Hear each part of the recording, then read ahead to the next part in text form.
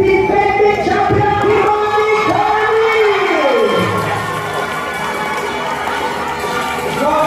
Congratulations!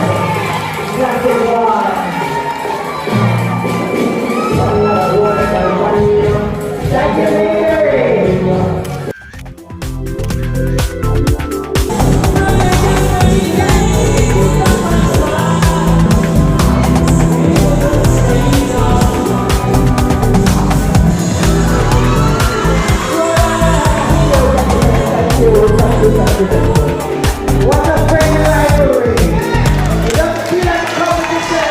Okay, here with Kymani Kirby, overall champion. I mean, was this on your cards entering this? This was on my cards from last year when we did our interview at Invitational. I don't know if you remember that interview, but it's still on the page.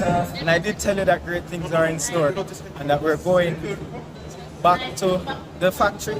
We're going back in the lab and we're going to do the work. And I did say that I'm going to come up with it. So what next for you?